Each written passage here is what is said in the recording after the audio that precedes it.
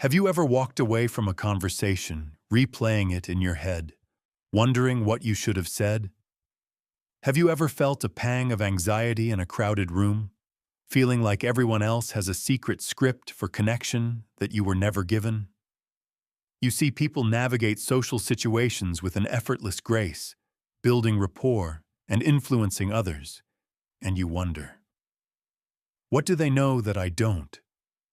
The truth is, it's not a secret. It's a skill. It's called social intelligence, and it's the invisible force that shapes our relationships, our careers, and our own sense of belonging in the world. It's the ability to not just hear words, but to understand the emotions behind them. It's the art of reading the silent language of the room and responding not with a pre-planned script, but with authentic, powerful presence. This isn't a talent you're born with. It is a muscle you can build. And today, we are going to the gym. In this audiobook, we will deconstruct the art of human connection, piece by piece.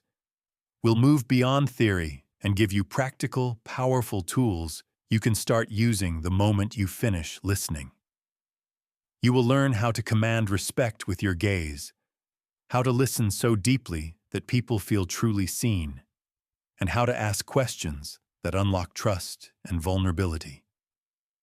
We will explore how to become the calm anchor in any storm, how to speak with a clarity that inspires action, and how to set boundaries that protect your peace and earn you respect. This is your masterclass in understanding people. It's your guide to becoming the person who doesn't just exist in a room, but connects with it. If you're ready to trade social anxiety for social confidence, to build deeper, more meaningful relationships, and to unlock a new level of influence in your life, stick with me. And if you find value in what you hear today, don't forget to hit that like button and subscribe for more content that can help you transform your life. Now let's begin. Chapter 1. The First Connection, Mastering the Power of Your Gaze. Before you utter a single word, before you offer a handshake, before you even smile, a conversation has already begun. It happens in the silent, charged space between two pairs of eyes. This is the first frontier of human connection, and it is the most frequently underestimated. We live in a world of frantic glances, a quick look at the person in front of us, a dart of the eyes to our phone, a scan of the room for the next distraction. We have trained ourselves to look, but we have forgotten how to truly see. The first principle of social intelligence is presence, and presence begins in the eyes. Your gaze is not just a tool for observation, it is a signal you broadcast to the world. It says, I am here. I am with you. You have my attention. In an age where true, undivided attention is the rarest and most valuable currency, offering it to someone freely is a profound act. It is a gift that builds an instant bridge of trust. Think about the last time someone gave you their complete, unwavering attention. They weren't just waiting for their turn to speak. They weren't formulating their response while you were talking. They were simply there, with you, their gaze calm and steady. How did that make you feel? Seen? Respected? Safe? That is the power you hold, and it costs you nothing but your willingness to be present. So why do we avoid it? Why does holding someone's gaze for more than a few seconds feel so intense? Because it is an act of vulnerability. When you truly look at someone and allow them to look back, you are opening a channel. You are letting them see past the facade, past the polished professional or the casual acquaintance. For a fleeting moment, you are allowing them a glimpse of who you are. That feeling of exposure can be uncomfortable, but that discomfort is precisely where the magic happens. Deep connection cannot be forged between two masks. It requires the courage to be seen. This is not about staring, let's be clear. Eye contact is not a dominance game, a staring contest to see who looks away first. That is aggression, not connection. True, socially intelligent eye contact is about warmth, curiosity, and calm. It is a soft, yet steady gaze that says, I am not a threat. I am an ally. I am open. Consider a young programmer named Alex, brilliant at coding but terrified of interviews. He knew his stuff, but in the room, his eyes would dart around, looking at the floor, the ceiling, anywhere but at the interviewer. His answers were technically correct, but they felt hollow. He came across as nervous, untrustworthy, and lacking in confidence. The interviewers felt it immediately. They didn't feel a connection. So Alex decided to practice. He started small. With the barista at the coffee shop, he'd hold their gaze for 1 extra second while saying thank you. With his friends, he'd practice listening without looking away when they spoke. His most powerful exercise was in front of the mirror. He would stand there and simply hold his own gaze. At first it was agonizing. He saw his flaws, his insecurities, his self-judgment, but he kept at it. He practiced looking at himself with kindness, with acceptance. Slowly, his own gaze softened. He was teaching himself to be present with his own discomfort. When his next big interview came, he walked in differently. When the hiring manager asked him a question, he paused. He took a breath, met her eyes with a calm, steady gaze, and then answered. He didn't stare her down. He simply held the connection. In that silence, before he even spoke, he communicated something profound. Confidence, presence, and respect. He got the job. It wasn't just his answers that won them over. It was the feeling of safety and trust he created. And it all started with his eyes. You can practice this everywhere. The world is your training ground. At the grocery store, make eye contact with the cashier and genuinely smile. In a work meeting, when a colleague is speaking, put your pen down, turn your body towards them, and give them your full visual attention. Notice how it changes the dynamic. Notice how they respond to you. People mirror the energy they receive. If you offer scattered, anxious energy, they will feel unsettled. If you offer calm, grounded presence, they will feel at ease. In moments of conflict, this skill becomes your superpower. When emotions are high, the natural instinct is to look away, to break contact, to retreat into a protective shell. This is a defensive posture that escalates tension. But if you can do the opposite, if you can hold the other person's gaze with calm empathy, not aggression, you become an anchor in the emotional storm. Your steady gaze communicates, we are in this together. We can solve this. I am not your enemy. You de-escalate the situation without saying a word. This is not just for extroverts or naturally charismatic people. This is for everyone. It is a skill built through conscious, repeated practice. It is about training yourself to stay in the present moment, even when it feels uncomfortable. It's about choosing to offer the gift of your attention, fully and without agenda. So here is your first challenge. For the rest of today, in every conversation you have, make a conscious effort to notice your eye contact. Do you look away when you feel nervous? Do you check your phone while someone is talking? Just notice without judgment. Then, try to hold the gaze for just 1 second longer than you normally would. Breathe.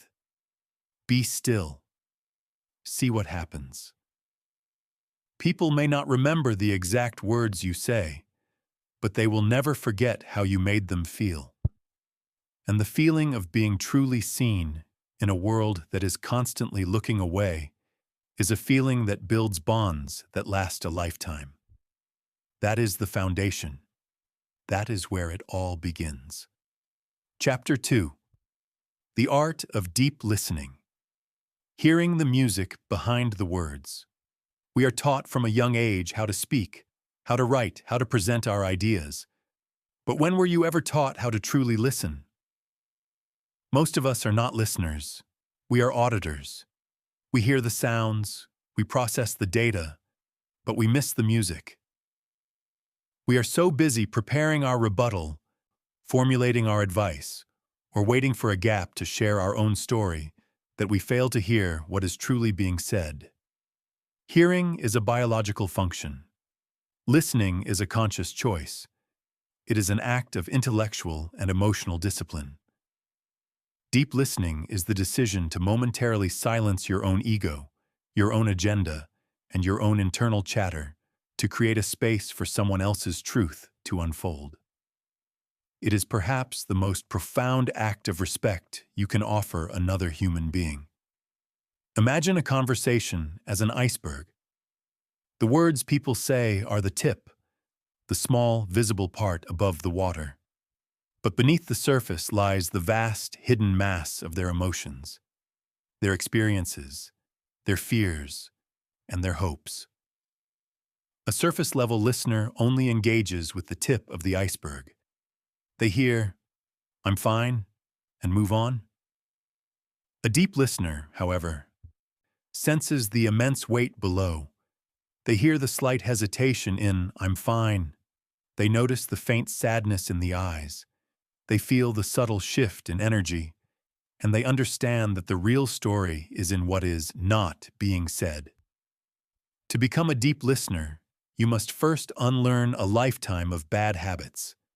The first habit to break is the impulse to immediately fix or solve. When someone shares a problem, our desire to be helpful kicks in. We jump in with, "You should try this," or "What you need to do is." While well-intentioned, this often shuts the other person down. Most of the time, people aren't looking for a solution. They are looking for a witness. They need to feel that their struggle is seen, heard, and validated before they can even think about solutions. Your job is not to be a hero. It is to be a harbor. Let me tell you about a manager named Maria. She led a team of talented designers, but morale was low and turnover was high. She couldn't understand it. In one-on-one meetings, she would offer brilliant solutions to their problems, map out career paths, and give sharp, insightful feedback. Yet, her team felt disconnected from her. Frustrated, she hired a coach who gave her a single piece of advice. In your next meeting, you are not allowed to offer any advice. You can only listen and ask questions to understand more. Maria thought it was absurd, but she agreed to try. The next day, one of her designers, Ben, came to her, frustrated about a difficult client. Maria's mind immediately started churning with solutions, but she remembered her promise. She bit her tongue. Ben finished his story and looked at her, expecting a fix. Instead, Maria simply said, "That sounds incredibly frustrating." Ben was taken aback. He continued, venting more about the pressure he was under. Maria just listened, nodding, maintaining eye contact. When he paused again, she asked, "What's the hardest part of this for you?" That one question unlocked everything. Ben opened up about his fear of failure, his feelings of being overwhelmed, and his self-doubt. For 20 minutes, Maria just listened, creating a space of safety. At the end, Ben let out a deep sigh and said, "Thanks. I think I know what I need to do now." Nothing had been solved, yet everything had changed. Ben felt heard for the first time. He didn't need Maria's solution. He needed her presence so he could find his own. Maria realized that her leadership wasn't about having all the answers. It was about creating an environment where her team could find their own. Her entire management style transformed. Morale skyrocketed. She became a legendary listener, not a legendary problem solver. Deep listening requires you to get comfortable with silence. Silence is not a void to be filled. It is a space for processing. When someone pauses, they are often gathering their thoughts or connecting with a deeper emotion. If you rush in to fill that silence with your own words, you rob them of that crucial moment of insight. Learn to wait. Let the silence do its work. You will be astonished by what emerges when people feel no pressure to speak. Here is a practical technique you can use: reflective listening. When someone has shared something with you, instead of immediately responding, gently paraphrase what you heard back to them. You could say something like, "So, if I'm understanding you correctly, it feels like you're carrying the weight of the whole project on your shoulders, and you're worried about letting the team down. Is that right?" This does two powerful things. First, it confirms that you were actually listening and ensures you understood them correctly. Second, it makes the other person feel profoundly validated. The feeling of being accurately understood is so rare and so powerful that it dissolves defensiveness and builds trust almost instantly. Beware of the conversation hijacker. This is the person who hears someone's story and immediately says, "Oh, I know exactly what you mean. The same thing happened to me," and then proceeds to spend the next 5 minutes telling their own story. While the intention might be to relate, the effect is to steal the spotlight. You have just made their experience about you. A deep listener resists this urge. They keep the focus on the other person, understanding that this is their moment. Listening is a full-body sport. It's not just about your ears. It's about turning your body toward the person. It's about putting your phone away, not just turning it over, but putting it out of sight completely. It's about nodding to show you're engaged. It's about using your eyes to convey empathy. Your entire being should communicate one message. For this moment in time, you are the most important person in the world to me. So I challenge you. In your next significant conversation, set an intention to listen more than you speak. Focus on understanding, not on being understood. Ask questions that start with what or how, as they invite stories, not just yes or no answers. And when you feel the urge to interrupt, to advise, or to share your own story, just pause, take a breath, and return to listening. You will discover that the people who have the most influence in the world are often not the loudest speakers, but the most profound listeners. They gather wisdom, they build trust, and they make people feel empowered. This is a skill that will transform your relationships, elevate your leadership, and deepen your connection to the human experience itself. Chapter 3: The Silent Language. Decoding the truth in body language. Words are masterful chameleons. They can be carefully chosen, polished, and presented to conceal as much as they reveal. We can say, "I'm not angry," while our jaw is clenched. We can say, "I'm excited about this project," with a forced smile that doesn't reach our eyes. But the body does not lie. It is the honest friend in the room, constantly whispering the truth for anyone who is paying attention. Learning to read body language is like learning a new language. It's the silent, universal tongue of human emotion. When you become fluent, you gain a superpower: the ability to understand the emotional reality of a situation, not just the spoken one. This isn't about becoming a human lie detector or psychoanalyzing every twitch. It's about developing a sensitivity to the emotional currents that flow beneath the surface of every interaction. The first key is to establish a baseline. Everyone has their own unique set of mannerisms. Some people are naturally fidgety, others are naturally still. Someone crossing their arms might not be defensive, they might just be cold or comfortable.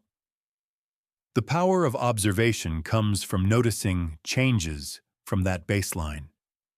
A person who is normally open and expressive suddenly becomes closed and still. An individual who is typically calm starts tapping their foot restlessly. These shifts are the signals. They are the moments where the body is telling you that something has changed internally. Think of it like being the captain of a ship. You don't just look at a single wave. You observe the overall pattern of the sea.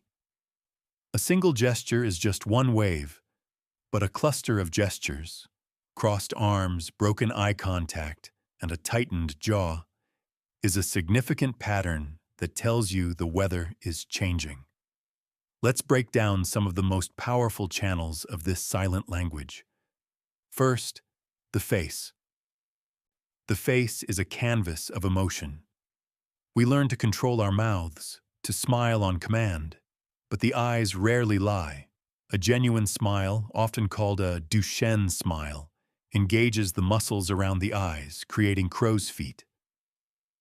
It's a full-face event. A polite or forced smile involves only the mouth. It doesn't light up the eyes. Learning to spot the difference will tell you volumes about whether someone's happiness is authentic or performed. Look for micro-expressions too. These are fleeting facial expressions, lasting less than a second, that reveal a person's true emotion before they have a chance to mask it. A flash of anger, a flicker of fear, a hint of sadness. They are windows into the soul. Next, consider posture and space. The way we hold ourselves speaks to our confidence and comfort level. A person feeling confident and powerful tends to take up more space.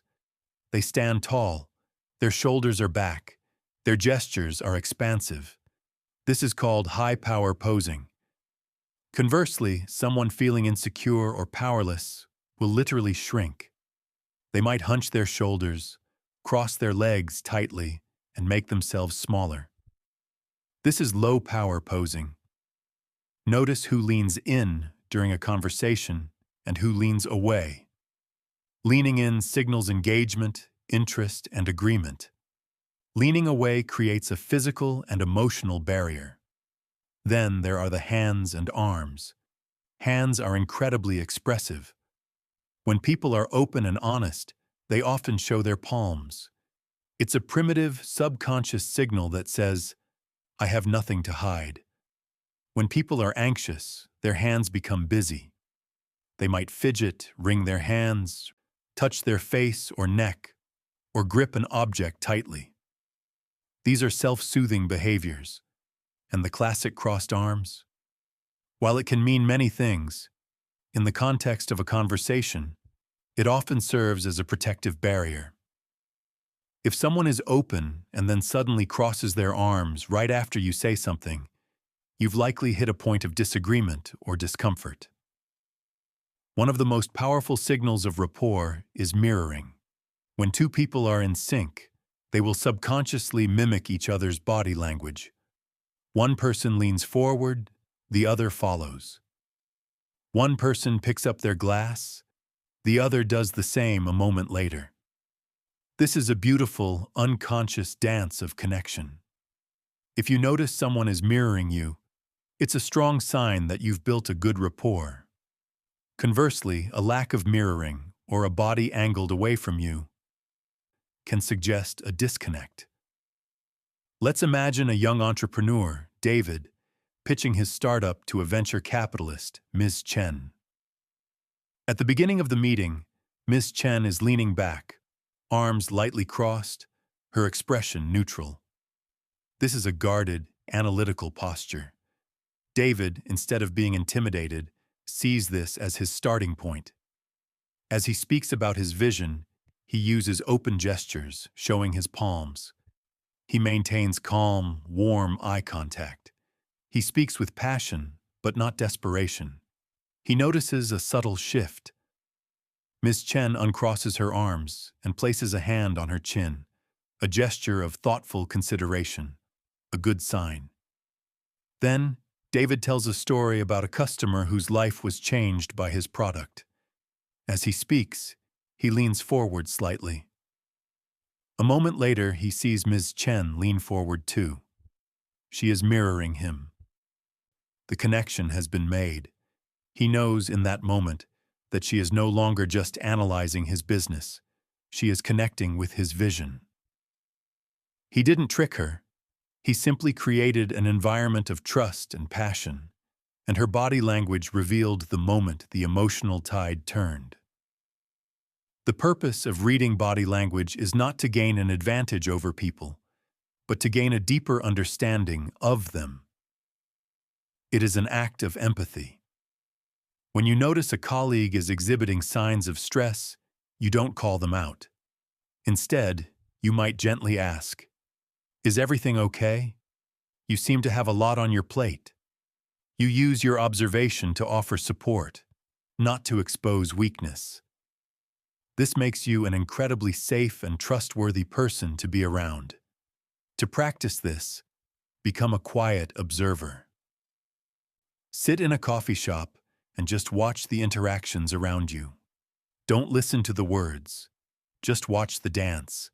See the first dates, the business meetings, the friends catching up. Notice the mirroring, the leaning, the gestures. Train your eye to see the patterns. Then, turn that observation inward. How do you sit when you're nervous? What do you do with your hands when you feel defensive? Your own body is constantly sending signals to others. By becoming aware of your own nonverbal communication, you can learn to project confidence, openness, and calm, even when you don't feel it.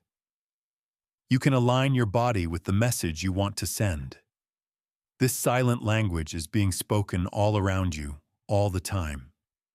Learning to understand it moves you from a two-dimensional, words-only world into a three-dimensional reality of full human communication. It gives you insight, empathy, and a profound ability to connect with the truth of the moment. Chapter 4. The Art of Inquiry, Building Trust with Thoughtful Questions. Most conversations operate on a simple, transactional level. We exchange facts, we state opinions, we tell our stories. But these exchanges rarely build deep, lasting trust. Trust isn't built on statements. It's built on understanding. And the master key to unlocking genuine understanding is the thoughtful question. The questions you ask are a direct reflection of your intention. Shallow questions lead to shallow conversations. Judgmental questions create defensiveness. But open, curious, and thoughtful questions, they create a space of psychological safety. They signal to the other person, "I am not here to judge you or to fix you. I am here to understand you." In that space, walls come down. In that space, trust is born. Think of a bad question. They are often why questions that carry an accusatory tone. Why did you do that? This question immediately puts someone on the back foot, forcing them to justify their actions. It's a question that seeks blame, not understanding. Now consider a simple linguistic shift. Instead of, "Why did you do that?" try, "What was your thought process behind that decision?" Or, "Help me understand what led you to that choice." Can you feel the difference? The first is a cross-examination. The second is a collaborative exploration. It invites reflection, not defense. There are two primary types of questions: closed questions and open questions.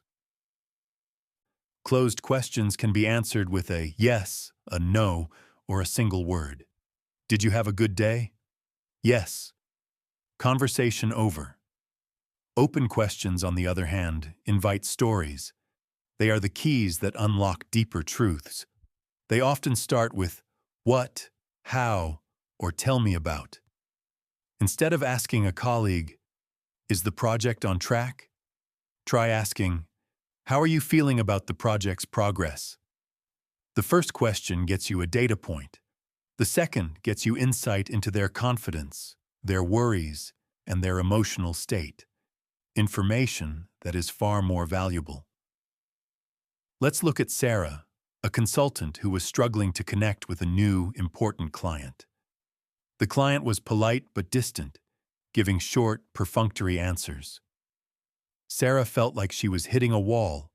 She was asking all the standard business questions about goals, metrics, and timelines, but she was getting no real engagement. During one particularly tense meeting, she decided to change her approach. She paused, looked at the client, and asked a different kind of question. Putting aside all the business goals for a moment, she said gently, "What would a true win on this project feel like for you personally?" The client blinked, surprised. He was silent for a long moment. Then he leaned forward. "Honestly," he said, "a win would be feeling like I finally made a real impact here, that I left things better than I found them." For the first time, Sarah wasn't talking to a job title. She was talking to a human being with aspirations and fears. That single, thoughtful question shifted the entire dynamic of their relationship. It showed she cared about him, not just his budget. From that moment on, he became her biggest advocate. Thoughtful questions demonstrate that you value the other person's perspective more than your own voice. This is incredibly rare. Most people are listening with the intent to reply. They are simply waiting for their turn. When you ask a question and then fall silent, truly listening to the answer without interruption, you are communicating immense respect. You are telling them that their world, their experience, their thoughts matter. One of the most powerful and simple questions you can ask is, "And what else?" or "Tell me more." When someone shares something and you offer this gentle prompt, it encourages them to go a layer deeper. It signals that you are not in a rush, that you have time for their full story. Often, the most important information comes after the first or second "tell me more." Be curious about the emotions behind the facts. If a friend tells you they got a new job, the surface-level response is, "Congratulations, what's the title?" A deeper question would be, "That's wonderful news. What are you most excited about with this new role?"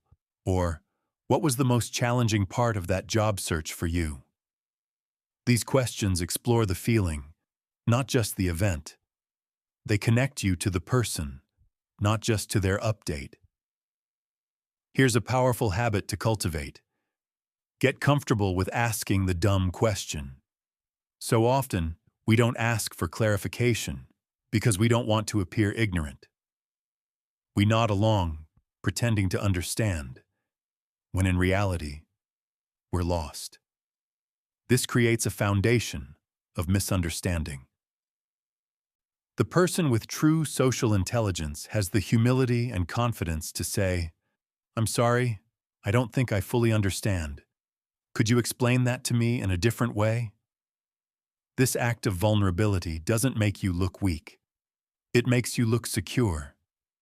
It shows you value clarity over ego, and it builds trust.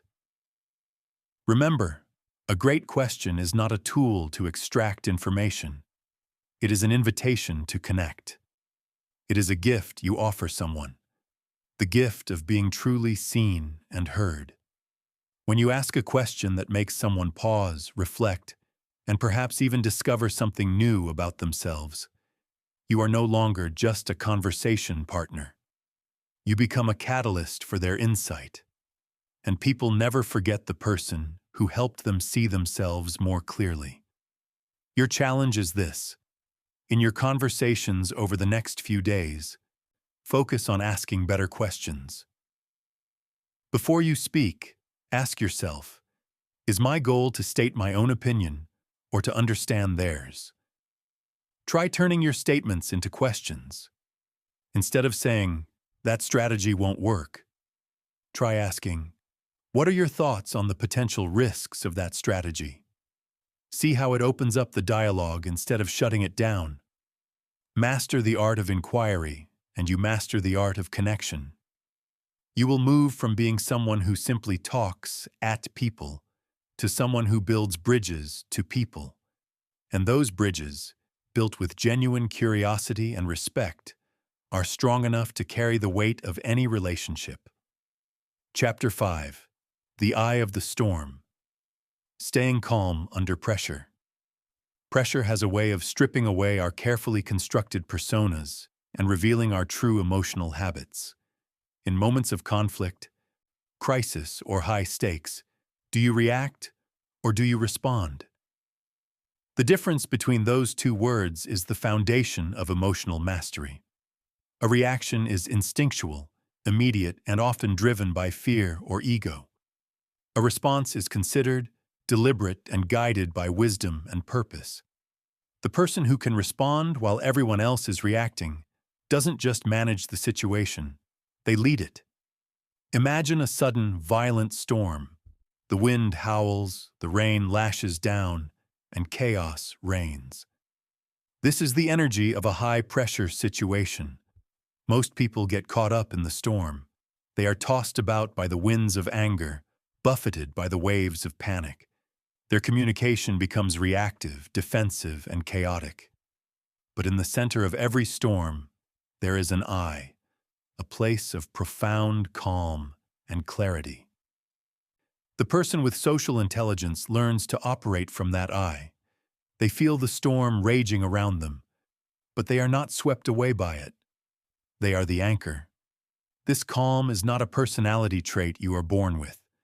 It is a physiological and mental skill you cultivate through deliberate practice.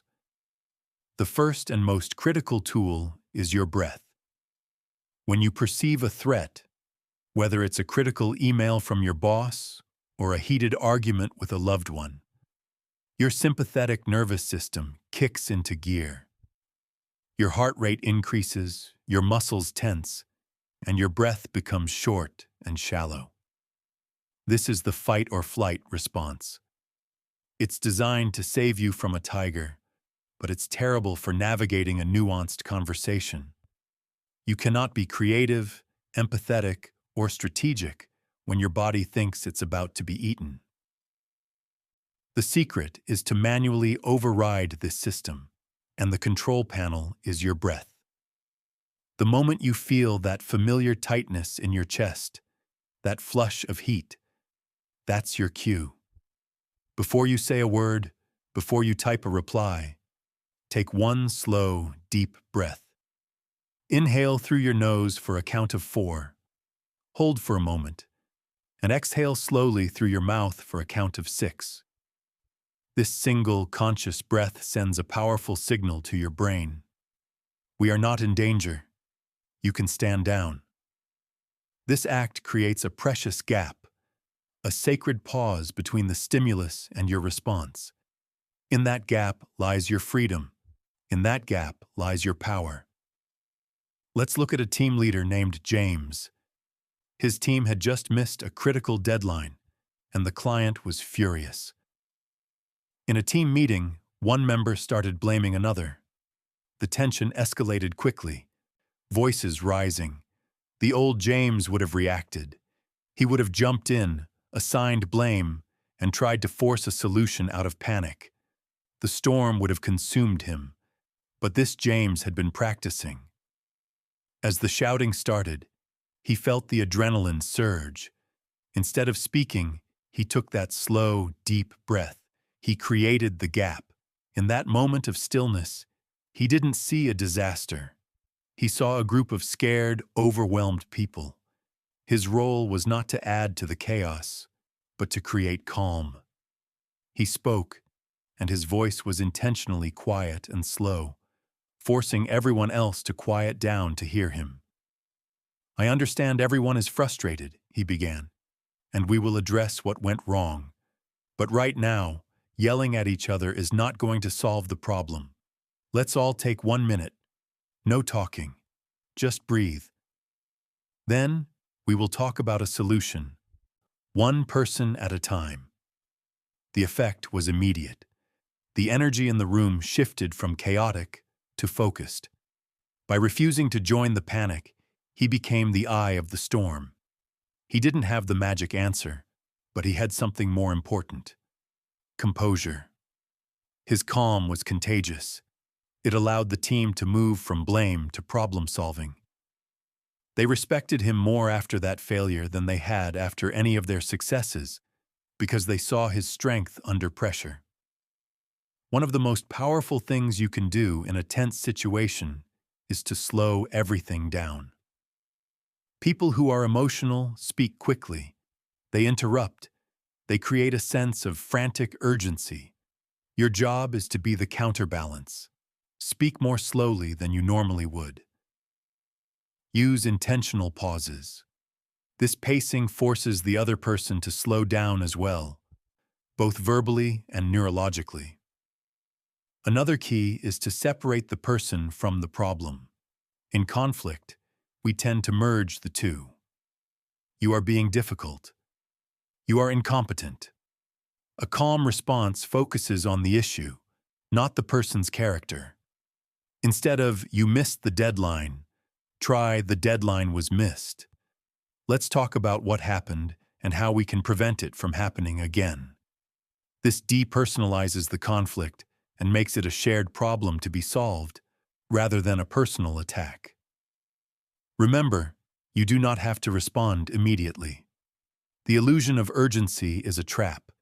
It's perfectly acceptable to say, "That's a serious concern, and I want to give it the thought it deserves. Let me take some time to process this, and we can reconnect in an hour." This is not avoidance. It is wisdom.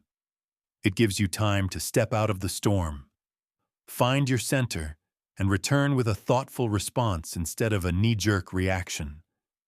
Practice this in low-stakes environments. When you're stuck in traffic and feel that road rage building, practice your breathing. When you get a mildly annoying email, practice pausing before you fire back a sarcastic reply. Every time you choose a calm response over an emotional reaction, you are strengthening that muscle. You are carving new neural pathways in your brain. You are training yourself to become the person who remains steady when the ground begins to shake. Ultimately, staying calm under pressure is an act of deep self-respect. It is the declaration that you will not be a slave to your impulses. You will not allow external events to dictate your internal state. Your peace is yours to protect.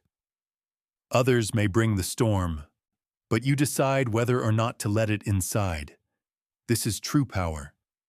Not the power to control others, but the power to control yourself. And the person who has mastered themselves can navigate any storm with grace and strength. Chapter 6. Reading the Room. The Art of Social Navigation. Have you ever walked into a room and felt the mood instantly? Before anyone says a word, you can sense if the atmosphere is tense, joyful, or somber. This is the skill of reading the room, and it's a crucial, higher-level aspect of social intelligence. It moves beyond decoding a single individual's body language to understanding the collective emotional energy of a group and the unspoken social dynamics at play. A person who can't read the room is like a ship captain sailing without a map or a compass.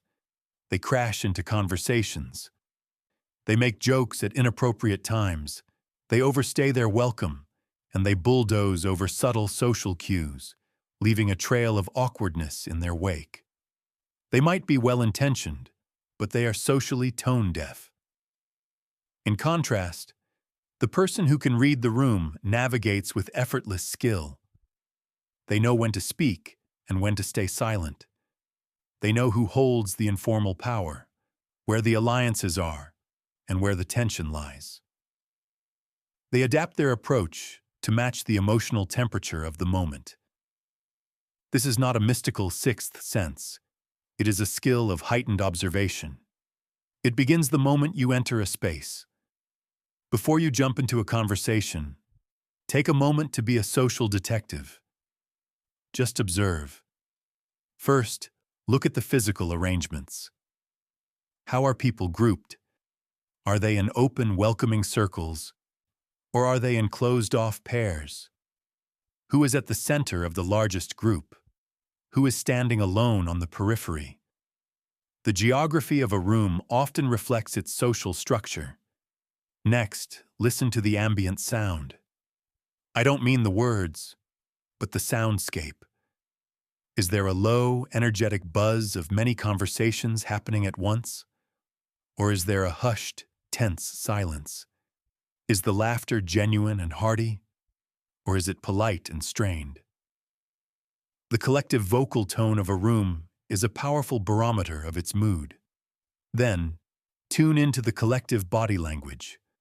Are people generally relaxed, with open postures, or are they tense, with crossed arms and hunched shoulders?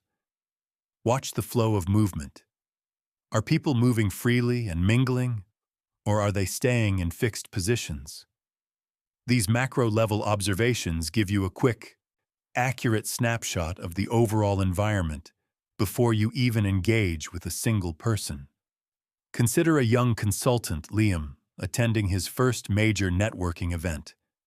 He's nervous, and his instinct is to just walk up to the first person he sees and start his pitch. But he remembers his mentor's advice. Arrive and then wait. Observe for 2 minutes before you do anything. So Liam stands near the entrance and just watches. He sees a large, boisterous group in the center, clearly old colleagues catching up. That's a hard group to break into. He sees several pairs of people in intense, one-on-one conversations, leaning in close. Interrupting them would be a mistake. But then he spots a small group of 3 people standing in a loose, open triangle. Their body language is relaxed, and there are natural pauses in their conversation. This is his opening. He hasn't just found a group. He has found the right group. He approaches with a quiet confidence, waits for a lull, and introduces himself. Because he read the room correctly, his entry feels natural, not intrusive. Reading the room is also critical for understanding power dynamics. The person with the most formal power, the CEO, the boss, may not be the one with the most social influence. Watch who people look at when they speak. Who do they turn to for approval after making a point? Who is the person that others seem to orbit around? This social center of gravity is often the most influential person in the room. Connecting with them, or at least understanding their role, is key to navigating the group effectively. This skill is especially vital in meetings. Before you present your big idea, read the room. Is the energy high and creative, or is it low and fatigued? If it's the end of a long day and everyone looks exhausted, launching into a complex, high-energy presentation might be a disaster. A socially intelligent person would adapt. They might say, I know it's been a long day, so I'm going to get straight to the most important point. This small acknowledgement of the group's energy shows empathy and respect, and it makes them far more receptive to your message. You must also learn to read the silences. Sometimes, silence in a group is reflective and comfortable. Other times, it's thick with unspoken tension. After someone makes a controversial point, a sudden silence can be a sign of collective disagreement or shock. The person who is tone-deaf might blunder into that silence with an unrelated comment. The person who can read the room understands that the silence itself is part of the conversation. They might acknowledge the tension by saying, "That's a provocative idea. I can see it's given us all something to think about." So how do you develop this skill? First, practice being the observer.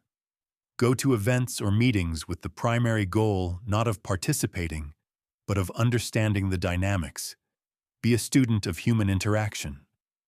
Second, check your assumptions.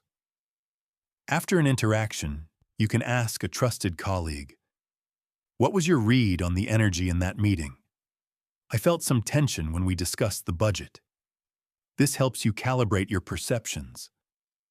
Third, pay attention to your own intuition. That gut feeling you get when you walk into a room is real. It's your subconscious mind processing thousands of nonverbal cues in an instant. Don't dismiss it. Use it as a signal to pay closer attention. Reading the room is not about being a chameleon and changing who you are to fit in. It's about being an astute navigator who understands the terrain before they start to move. It allows you to be more effective, more empathetic, and more influential because your actions are grounded in a deep awareness of the social context. It's the difference between stumbling through your social life and moving through it with intention, grace, and wisdom. Chapter 7. The Sword of Clarity, Speaking with Purpose and Honesty. In a world drowning in noise, clarity is a superpower. We are bombarded with vague language, corporate jargon, and rambling explanations that leave us more confused than when we started. The person who can cut through this fog, who can speak with a simple, direct, and purposeful clarity, is the person who commands attention, inspires trust, and drives action. Influence is not about using complex vocabulary or speaking the loudest. True influence is born from the potent combination of clear thinking and clear speaking. If you don't know precisely what you want to say, your words will meander, your message will be diluted, and your impact will be lost. Clarity on the outside begins with clarity on the inside. Before you enter an important conversation, take a moment to ask yourself 3 questions. 1. What is the single most important thing I want to communicate? 2. What do I want the other person to feel? 3. What do I want them to do? This simple exercise forces you to distill your thoughts down to their essential core. It's like sharpening a blade. A sharp blade cuts cleanly and efficiently. A dull blade requires more force and makes a mess. Your words are that blade. Let's consider 2 project managers giving an update on a failing project. The first manager, trying to soften the blow, says, "So we've encountered some headwinds and are currently reevaluating our strategic deliverables. We need to synergize our assets and pivot our approach to better align with our core objectives moving forward." What does that even mean? It's a cloud of meaningless jargon designed to obscure the truth. The team leaves the meeting confused and anxious. The second manager, practicing the art of clarity, says, "I have some tough news. The project is behind schedule and over budget. This is because we underestimated the technical complexity. Here is my 2-step plan to get us back on track. I need everyone's focus on these 2 priorities. Any questions?" The news is bad, but the message is crystal clear. The team knows exactly where they stand, what the problem is, and what needs to be done. They leave the meeting with a sense of direction and trust in their leader, because she had the courage to be honest and direct. Clarity is an act of respect for the listener's time and intelligence. To speak with clarity, you must wage a war on clutter. Use simple, direct language. Cut out filler words like like, and you know. These verbal tics are like static on a radio signal. They weaken your message and make you sound less confident. Practice speaking in shorter sentences. A long, convoluted sentence is easy to get lost in. Short, punchy sentences land with impact. Pacing is also crucial. Many people, when nervous, speak too quickly. It's like trying to drink from a fire hose. The listener can't absorb the information. Slow down. Use pauses strategically. A pause before you make a key point builds anticipation. A pause after you deliver an important message gives the listener a moment to let it sink in. Silence is not weakness. It is a tool for emphasis. Clarity also means being honest, but honesty need not be brutal. There is a profound difference between being honest and being cruel. Social intelligence lies in finding the balance, speaking the truth in a way that is both clear and compassionate. This is about choosing your words and your tone carefully. Instead of saying, "Your idea is terrible," you could say, "I appreciate the thought you've put into this. From my perspective, I see some potential challenges with this approach. Can we brainstorm some ways to address them?" The message is the same. The idea has flaws, but the delivery preserves the person's dignity and invites collaboration rather than conflict. Your nonverbal communication must also align with your clear message. If you are delivering a serious message but you have a nervous smile on your face, you create a confusing contradiction. If you are trying to inspire your team but your posture is slumped and your voice is monotone, your words will fall flat.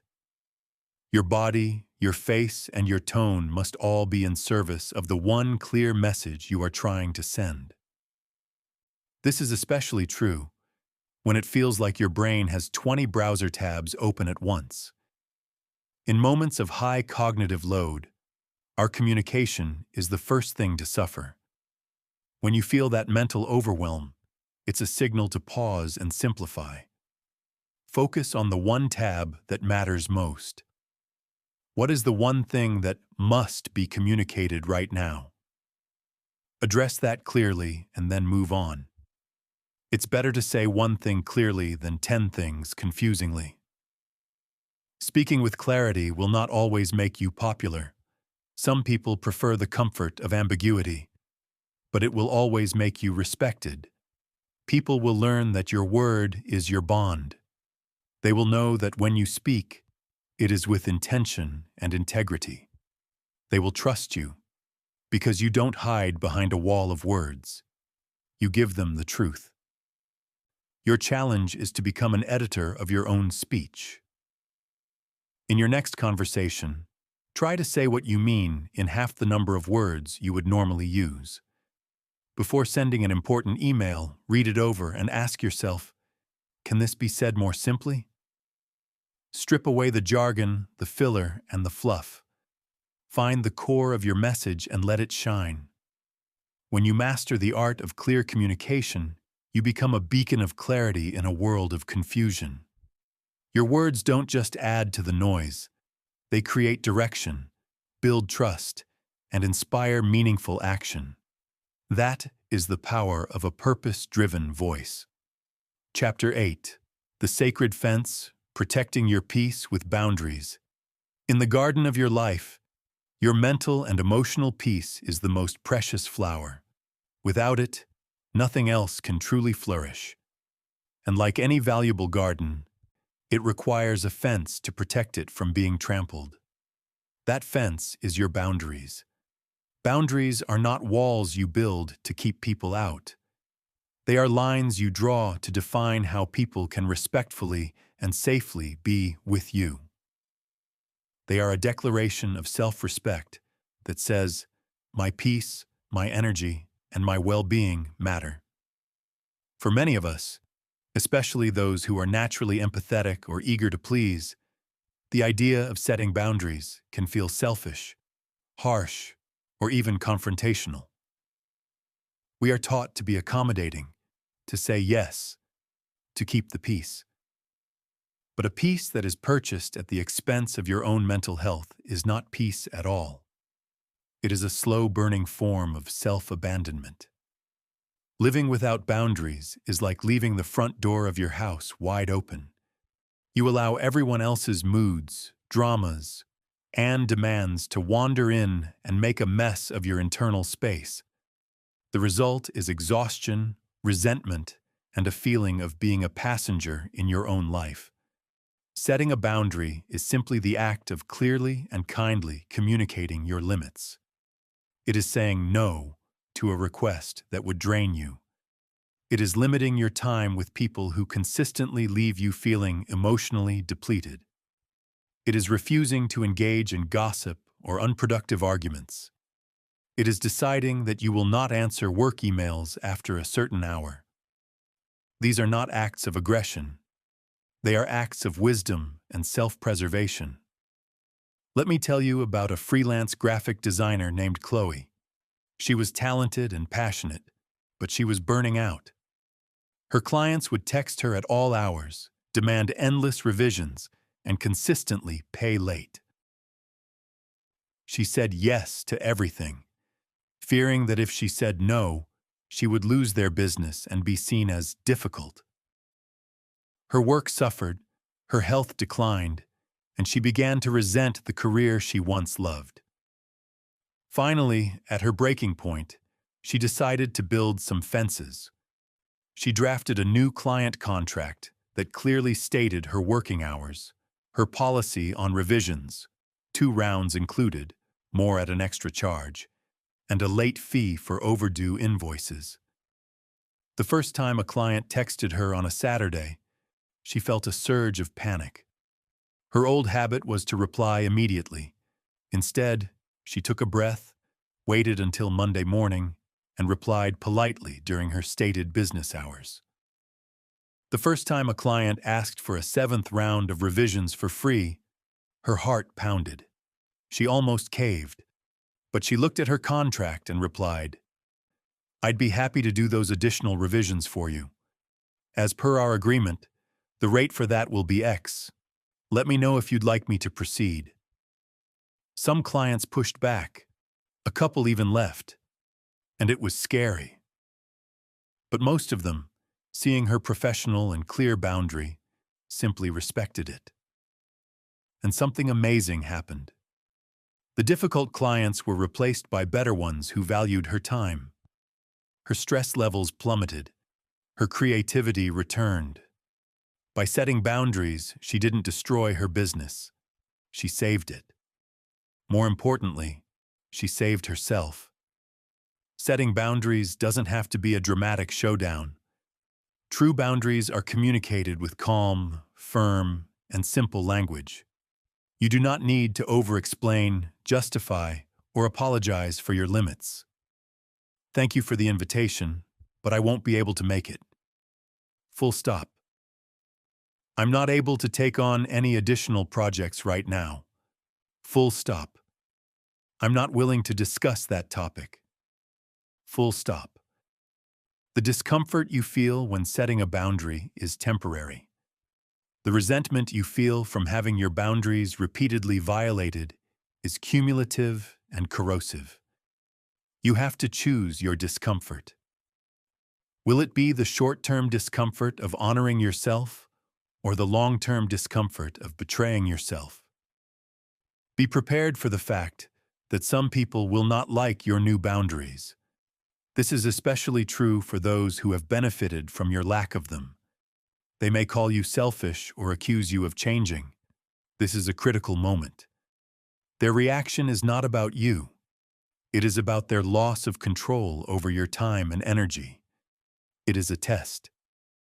If you hold firm with kindness, the people who truly respect you will adapt. The people who don't, well, they are showing you who they are. And that is valuable information. Boundaries are also about what you choose to let in.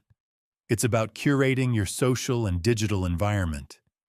It's unfollowing social media accounts that make you feel inadequate. It's choosing to spend your weekend with people who uplift you, not those who drain you. You are the gatekeeper of your own mind.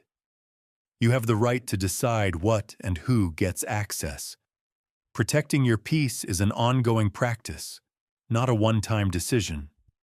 It's a daily choice to honor your own needs. It's learning to listen to the quiet whispers of your own intuition when it says, "This isn't right for me." It's giving yourself permission to put your own oxygen mask on first. Here is your challenge. Identify one area of your life where you feel your energy is being consistently drained. It could be a person, a task, or a habit. Then, define one small, clear boundary you can set to protect yourself. It could be as simple as silencing your phone notifications for 1 hour each evening. Write it down. Commit to it for 1 week. Notice how it feels to stand guard at the gate of your own well-being. Setting boundaries is one of the most profound acts of self-love you can engage in. It sends a powerful message to both the world and to yourself. I am worthy of respect. My peace is valuable, and I am strong enough to protect it. That is the foundation upon which a calm, joyful, and empowered life is built. Chapter 9. The Inner Compass. The transformative power of daily reflection. We have journeyed through the external skills of social intelligence, the way you use your eyes, your ears, your words, and your presence. But all of these skills are powered by a single internal engine: self-awareness. Without self-awareness, the techniques are just a hollow performance. With it, they become an authentic expression of who you are. And the most powerful tool for cultivating deep, lasting self-awareness is the simple, quiet habit of daily reflection. Reflection is the process of turning your experiences into wisdom. Life is constantly teaching us lessons about ourselves and others, but we are often too busy, too distracted, or too afraid to listen.